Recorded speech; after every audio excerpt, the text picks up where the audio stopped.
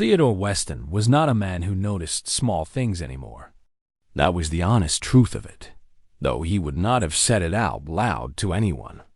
He had spent the better part of 4 years moving through his own life the way you move through a house in the dark, knowing where everything is, never bumping into anything, never turning on a light because the light would show you too clearly how empty the rooms had become.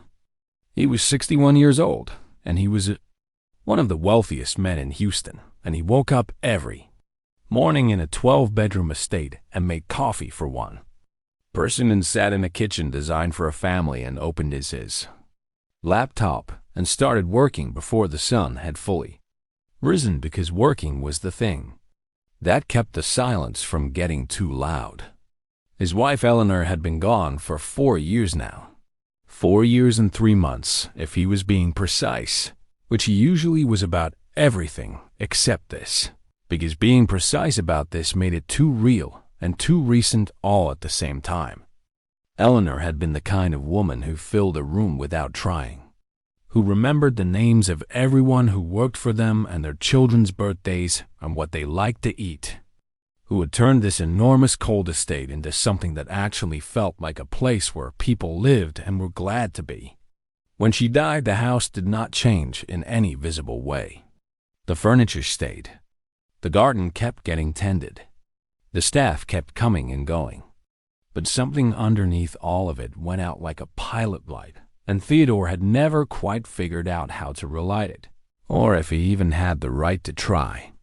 He kept the household running because it was practical, and because it was what Eleanor would have wanted, and because somewhere in the back of his mind he had never fully made peace with the idea of letting it all go. So the house continued, and he continued inside it, and the days moved forward the way days do, whether you are ready for them or not. It was a Thursday evening in late November when everything changed, though Theodore would not have been able to tell you at the time that it was changing. He had been in a meeting that ran longer than expected, the kind of meeting that grinds forward through sheer obligation rather than any real momentum. And by the time his driver pulled out of the downtown parking structure, the sky had opened up completely. Houston rain is not gentle. When it comes down with full commitment, the kind of rain that turns streets into shallow rivers in under 20 minutes and makes the whole city look like it is being rinsed of something. Theodore sat in the back of the car with his phone in his hand, not looking at it, watching the rain hit the window in long diagonal lines, feeling the particular exhaustion that comes not from physical effort, but from spending too many hours performing attentiveness in a room full of people whose attentiveness was also performed. His driver, a steady and reliable man who had worked for him for 9 years, turned the car through the familiar streets toward the estate without needing directions. The gate was about 2 minutes away when the driver slowed the car slightly and then said quietly, without alarm, but with enough weight in his voice to make Theodore look up from the window, that there was someone at the side entrance. Theodore leaned forward in his seat and looked through the rain-blurred windshield. The side entrance to the estate was a smaller gate set into the stone wall about 30 meters from the main entrance, used mostly by staff and deliveries. It was not a place where people waited. And yet, there was a figure there, crouched low against the stone wall just beside the gate, pressed as far into the narrow overhang above the gate as the overhang would allow, which was not far enough to do much good against the kind of rain that was falling. Theodore could see even from the car that the person was soaking wet. The figure was a woman, he could tell that much, and she was hunched forward in a way that took him a moment to understand and then understood. All at once, because he could see that she was not just hunching against the rain, but curving her body deliberately around something smaller held against her chest, a child. A small child tucked under her jacket, with only the top of a small dark head visible above the woman's arm. Theodore's driver had already reached for his phone to call the security team. Theodore told him to stop. He said it quietly, and the driver put the phone down without question because he had worked for Theodore long enough to know that quiet instructions were the ones that meant the most. Theodore opened the car door before the vehicle had fully stopped. The rain hit him immediately, cold and heavy, soaking through his suit jacket in the first 5 seconds. He did not run, but he walked fast, crossing the wet gravel toward the side gate with his head slightly down against the rain. And as he got closer, the figure against the wall became clearer. She was a young woman, somewhere in her 30s, he guessed, with the kind of face that might have looked composed in other circumstances, but right now looked like a person who had been holding themselves together through sheer will for longer than was comfortable. Her clothes were completely soaked through. Her shoes, flat practical shoes, the kind a person wears to a job, were dark with water. She was shivering visibly, her shoulders moving in that involuntary, rhythmic way that the body does when it has been cold for too long and has run out of ways to hide it. And she was holding the child so carefully, so deliberately, both arms wrapped around the small bundled figure against her chest, angling her own body between the child and the rain with the total unconscious commitment of a mother who has already decided that if only one of them stays dry, it is going to be her child. The little girl's face was turned inward against the woman's shoulder, but Theodore could see even in the dim light from the gate that the child's cheeks were flushed. Not the flush of cold. The other kind. The kind that sits wrong. The woman looked up when she heard him approaching, and for just a moment her expression moved through something complicated, a quick sequence of emotions that Theodore caught even in the rain and the low light. There was relief that someone was coming, then immediate uncertainty about who was coming, then a recognition that landed in her eyes with something that looked almost like shame, though Theodore would think about that part later and understand it better. She knew who he was. He could see that she knew. She opened her mouth to say something, and Theodore held up one hand. Not harshly, just a clear and simple gesture that meant do not explain yet. And he turned back toward the car and told his driver to pull through the main gate and meet them inside. Then he turned back to the woman and told her to come inside, that it was all right, that they could talk inside.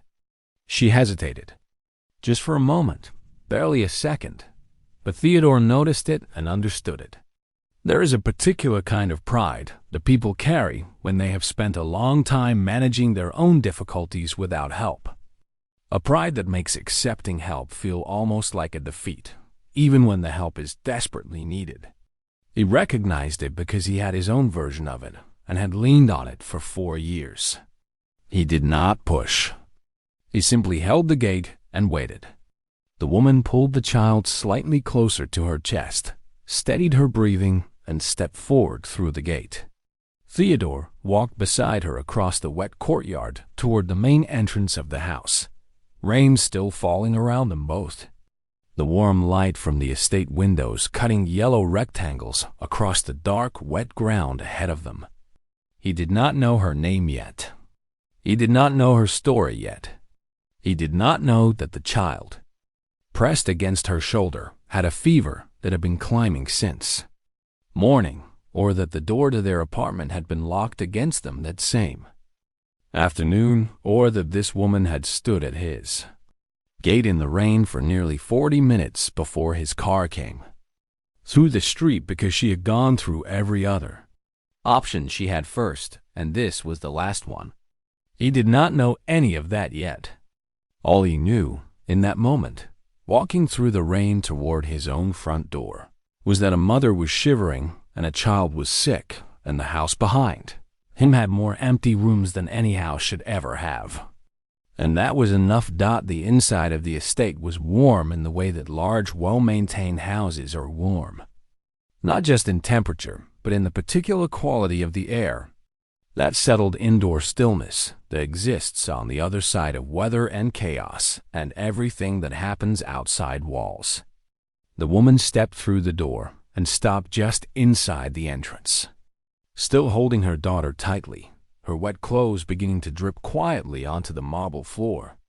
And she looked around the hallway with eyes that were taking everything in and trying very hard not to show that they were doing so. Theodore noticed this. He noticed the way she stood just inside the threshold and not a step further.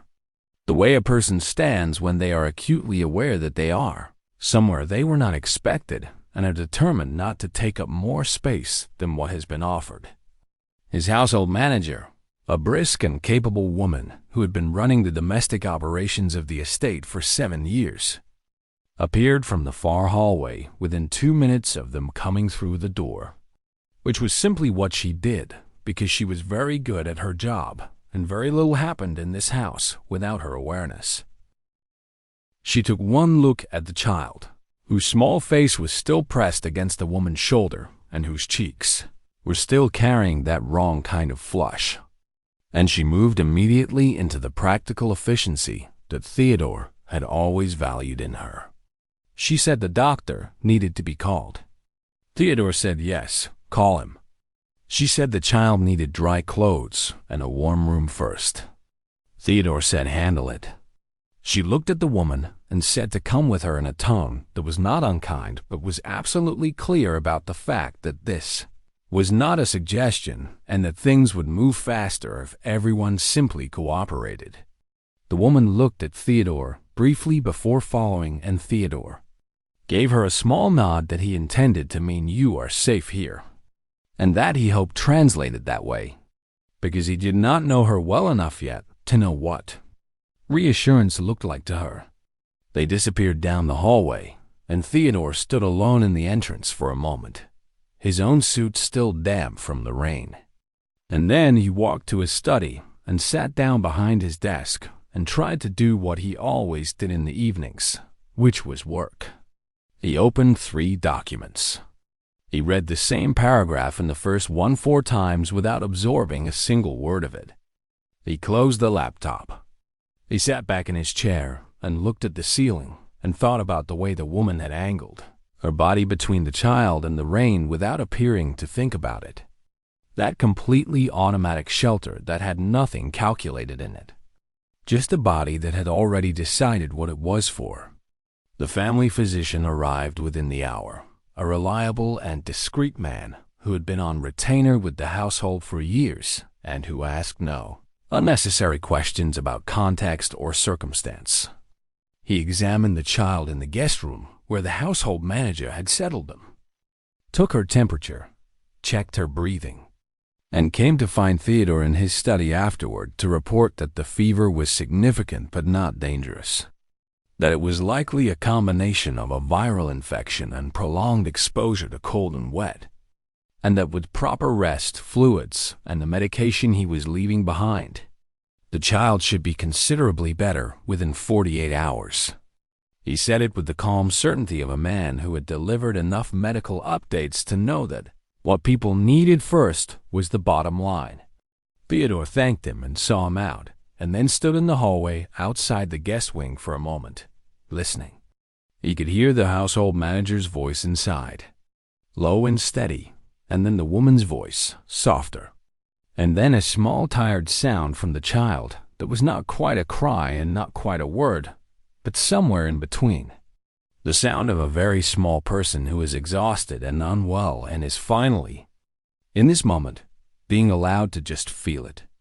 Theodore walked back to his study, and this time he did not try to open his laptop.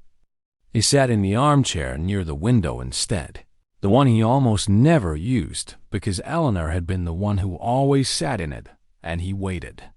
It was nearly 10 o'clock when the household manager knocked on his study door and told him the child was sleeping and that the woman, she paused and said she believed her name was Adaze, was asking if she could speak with him when he had a moment.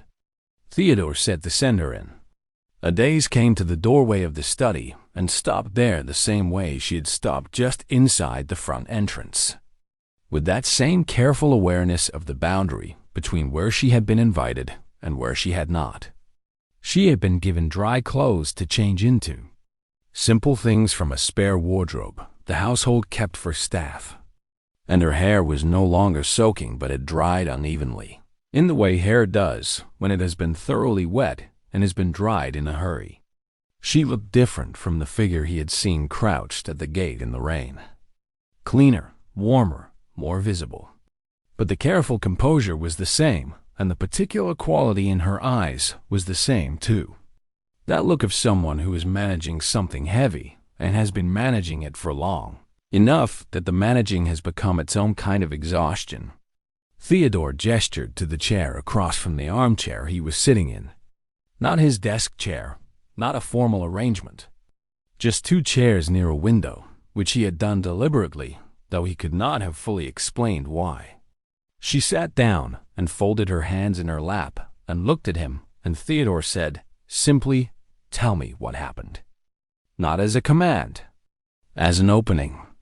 As the kind of question that means I have time and I am not going anywhere and you can start wherever you need to start.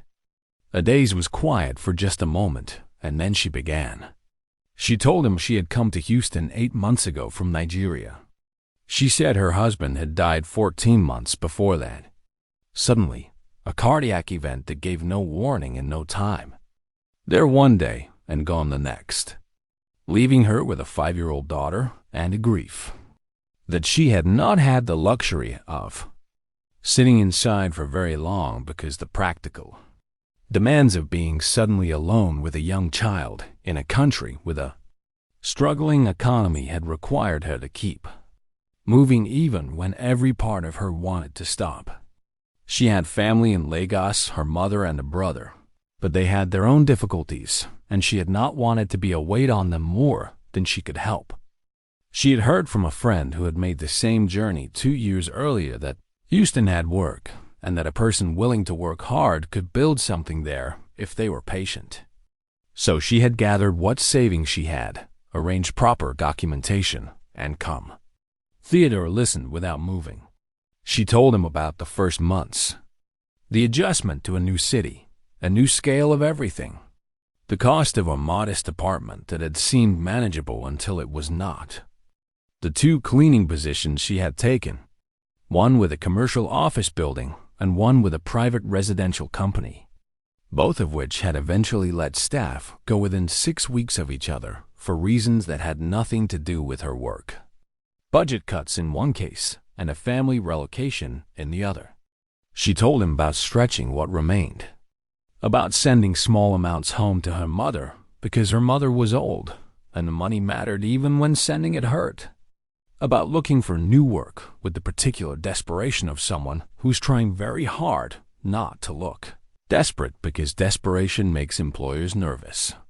She told him about finding the listing for the household position at his estate, about the interview that had gone well, about being told she could start in 2 weeks, about those 2 weeks running out faster than her rent could wait.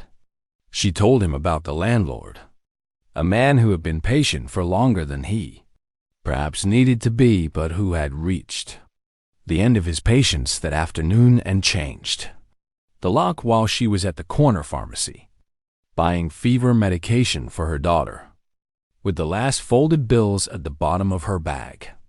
She said that last part without any drama in her voice, just a flat, honest accounting of what had happened, and that flatness was somehow more affecting than tears would have been.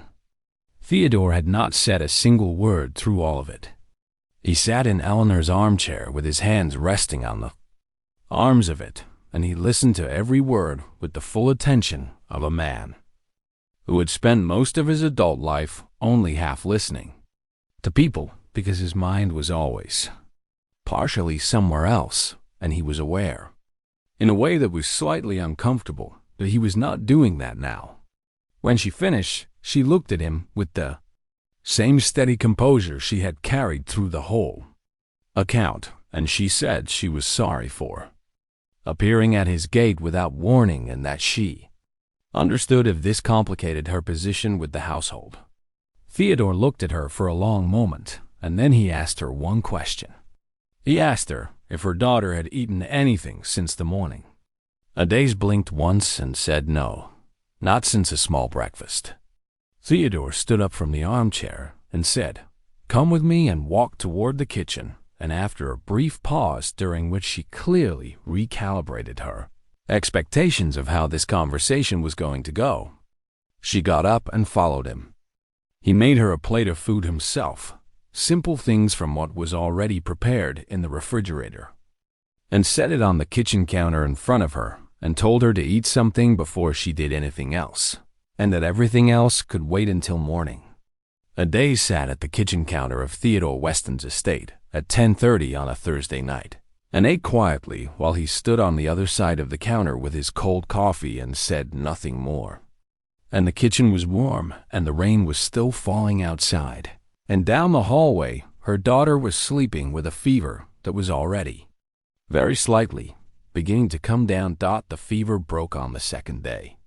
Not all at once, but in the gradual way that fevers leave children, retreating slowly like a tide going out, the flush fading from the small cheeks, the body relaxing its tight, uncomfortable tension, the eyes becoming clearer and more present and more curious as the hours passed. Adaze had barely left the guest room in those 2 days. She slept in the chair beside the bed and woke at every small sound and checked her daughter's temperature with the back of her hand the way mothers do. That ancient and entirely reliable method that no thermometer has ever fully replaced. The household manager had brought meals to the room and had checked in with a brisk practical kindness that managed to feel warm despite its efficiency. And the physician had called once to ask for an update and had seemed satisfied with what was reported. Theodore had not intruded. He had gone about the business of his days in the way he always did, moving between his study and his calls and his meals eaten alone in the large dining room. But he had found himself pausing sometimes near the end of the guest hallway for no clear reason, just standing there for a moment before turning back. The way a person pauses near a door they are not sure whether to knock on. On the morning of the third day, the little girl woke up hungry, and that was how everyone knew she was better, because a sick child does not ask for food, and a recovering child asks for nothing else. The household manager produced breakfast, and the child ate with the focused, serious energy of a small person making up for lost time. And Adaze sat beside her watching her eat with an expression that Theodore happened to catch a glimpse of from the hallway. Just a brief, unguarded moment before Adaze noticed him, and the expression adjusted back into its more composed form. But he had seen it. It was the expression of a woman who had been frightened for 2 days and was only now allowing herself to fully exhale. He said good morning from the doorway, and the child looked up from her plate and regarded him with large, direct eyes that had no self-consciousness in them at all. The way very young children look at people, with a complete and uncomplicated assessment that adults spend years learning to disguise. She looked at him for a moment, and then looked back at her food and continued eating, which Theodore found oddly satisfying in a way he could not immediately explain. Over the days that followed, Adaze began her official role in the household quietly and without fanfare. She had clearly decided that the circumstances of her arrival were something to move past rather than dwell on, and she threw herself into the work with a thoroughness that the household manager noted to Theodore with a brief approving comment, which from that particular woman was the equivalent of high praise. Adaze was precise and diligent, and she treated every part of the house with a careful respect that had nothing servile in it. The respect of someone who understands that things that are well made and well kept deserve to be treated that way. The rest of the staff responded to her naturally, the way people respond to someone who works hard and does not make their presence complicated. She fit into the rhythm of the household so smoothly that within a week it felt as though the rhythm had always included her. But it was not Adaze moving through the household that began to quietly shift things in the estate. It was the child. The little girl was 5 years old and had apparently not been informed that large formal estates belonging to very private billionaires were places where one should be quiet and stay out of the way. She was not loud or disruptive. She was simply present in the way that children are present when they feel safe, which is to say completely and without apology. She appeared in rooms. She investigated things. She asked questions about objects she encountered, with the patient, thorough curiosity of a small researcher who has decided that the world is full of things worth understanding, and that the fastest way to understand them is to ask whoever is nearest. The household staff, who were not accustomed to having a child in the house, were thoroughly charmed within about 48 hours. The household manager, a woman whose professional composure was genuinely impressive, was observed by Theodore one afternoon crouched near the kitchen counter, explaining very seriously to the little girl how to properly fold a napkin. Both of them bent over the task with identical expressions of concentration, which was one of the stranger and more unexpectedly pleasant things Theodore had witnessed in this house in quite some time. The child had a habit of exploring the ground floor in the mornings before a day's shift began, moving through the rooms with her hands sometimes clasped behind her back like a small inspector, looking at things carefully before moving on. Theodore had a habit of being in his library early in the mornings because sleep had not come easily to him for 4 years, and the library was the room that made the early hours feel the least empty. It was inevitable, perhaps, that they would eventually occupy the same room at the same time. It happened on a Thursday morning, exactly 1 week after the night in the rain.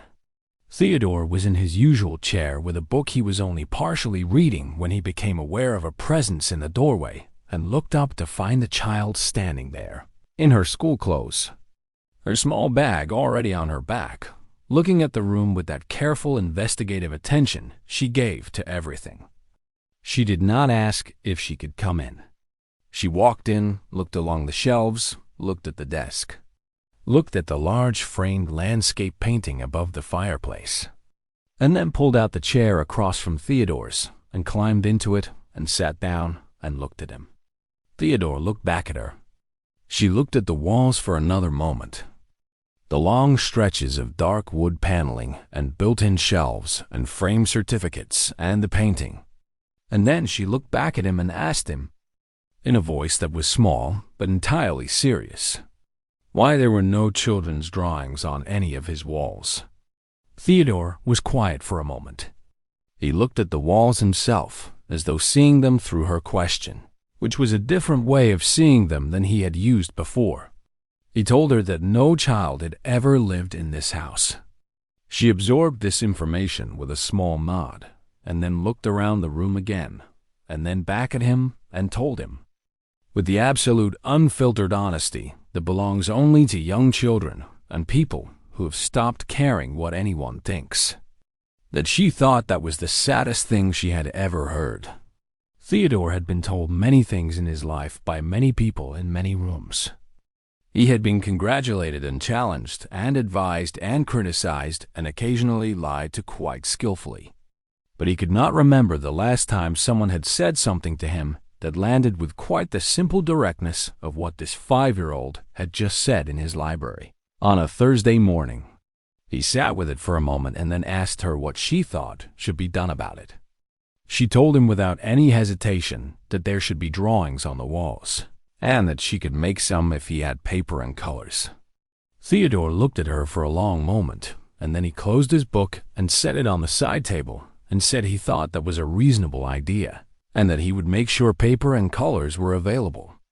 The child nodded as though this had been the only sensible answer and climbed down from the chair and walked back to the doorway and then turned and told him that she would make him a good one.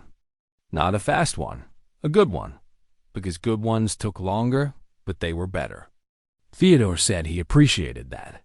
She left for school, and Theodore sat in his library alone and looked at the walls for a considerable amount of time. That evening he called his household manager and told her to get art supplies. She asked what kind. He said the good kind.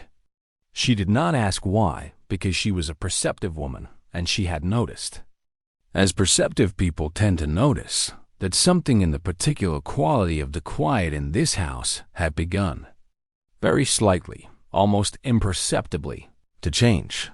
The art supplies arrived the following morning in a large bag that the household manager set on the kitchen counter without comment, which was her way of handling things she found quietly amusing without allowing herself to visibly find them amusing. There were colored pencils and washable paints and thick paper in several sizes and a small set of brushes and a pencil case with more colors in it than were strictly necessary. Because Theodore, when he decided something was worth doing, did not do it halfway. The child found the bag after school that afternoon and stood in front of it for a full minute without touching anything.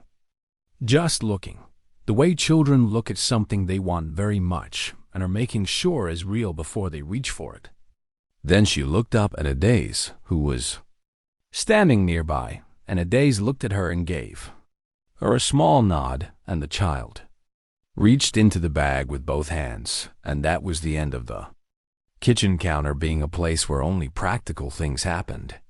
Theodore was in a call in his study when it started and did not emerge for nearly 2 hours, and when he came out and passed through the kitchen on his way to get coffee, he found the table covered in paper and the child in the center of it all with paint on 3 of her fingers and the tip of her nose, and an expression of total absorption that made the rest of the world appear to not exist for her at that particular moment. Adaze was at the counter preparing something for dinner, and she looked up when Theodore came in and said, "Quiet good evening," and Theodore said good evening, and looked at the table and asked the child how it was going. The child looked up briefly and said she was not finished yet and looked back down, which Theodore accepted as a complete answer and poured his coffee and left. He was not offended by this. In fact, he found it somewhere in the vicinity of refreshing.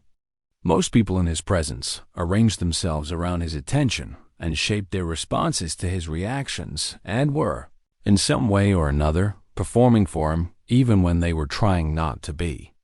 The child simply was not. She had a drawing to finish, and that was the priority, and Theodore's arrival in the kitchen was a minor event but did not change the priority. He found himself thinking about that in his study afterward, about the uncomplicated way she had redirected him back out of her concentration. And he sat with his coffee and did something he had not done in the middle of a working evening for longer than he could remember. He did nothing. He just sat there for a few minutes and let his mind rest and looked out the window at the dark garden and listened to the faint sounds coming from the kitchen down the hallway, the quiet movements of Adaze preparing a meal, and the occasional soft sound of the child talking to herself while she worked. That private running commentary that small children keep up when they are deeply involved in something creative, narrating their own process in a voice that is not meant for anyone else to hear. The first drawing appeared on the library wall 3 days later. The child had decided on the placement herself, pointing to a specific spot on the wall beside the fireplace, at her own eye level rather than adult eye level, which meant it sat lower than any of the framed certificates and considerably lower than the landscape painting. But Theodore approved the location without negotiation, and the household manager produced a piece of low adhesive tape that would not damage the wall, and the drawing went up. It was a house. A large house with many windows, each window with a different color curtain, and in front of the house there were 3 figures drawn with the particular bold simplicity of a 5-year-old's hand. A tall figure, a medium figure, and a small figure, all standing in a row in front of the house with large round heads and stick arms extended outward. Theodore looked at it for a moment and then crouched down to see it at the height it had been intended to be seen from, and at that angle it looked different, more complete somehow, the proportions making more sense from where she would have been sitting when she made it. He did not ask her who the 3 figures were.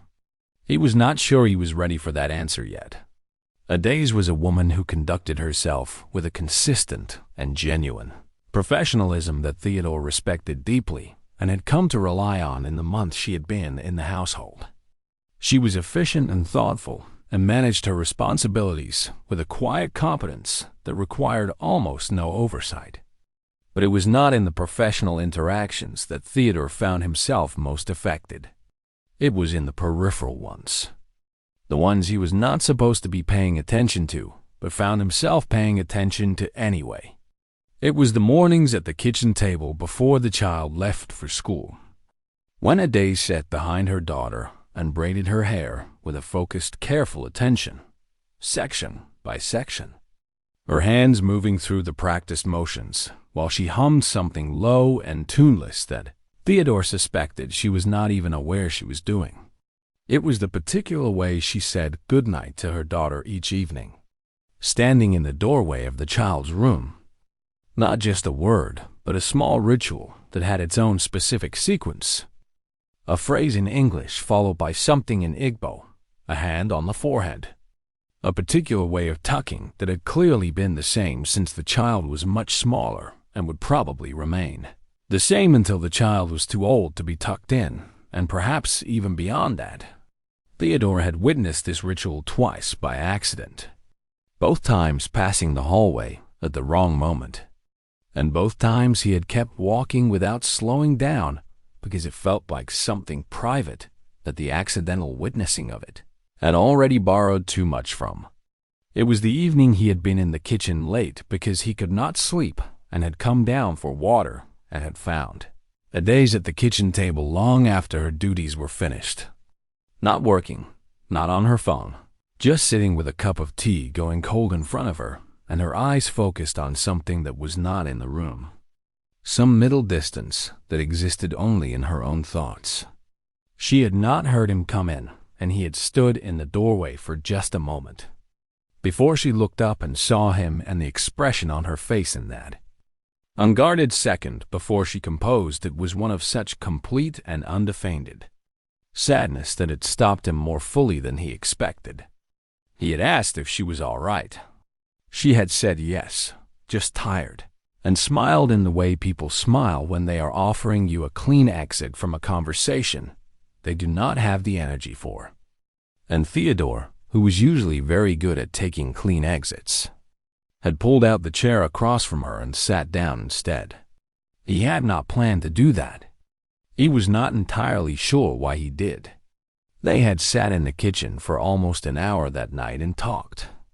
Not about anything that began as a significant subject, just the gradual wandering conversation of two people who are both awake when they should be sleeping and have found themselves in the same quiet kitchen and have discovered, somewhat to their own surprise, that talking to each other is easier than the silence.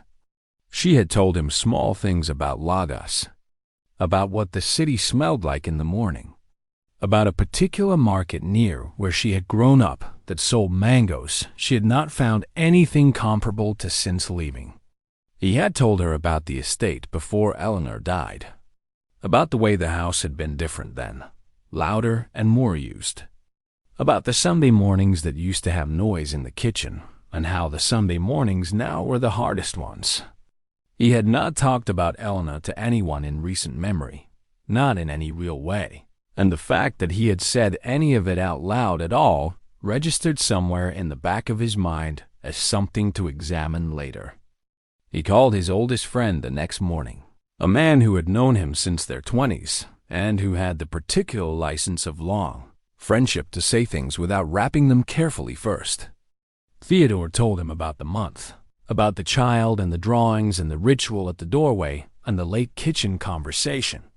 And when he finished, his friend was quiet for just a moment and then said, in the direct and unhurried way he always said things, that Theodore knew exactly what was happening to him and that the only reason he was calling was because he was hoping to be told otherwise.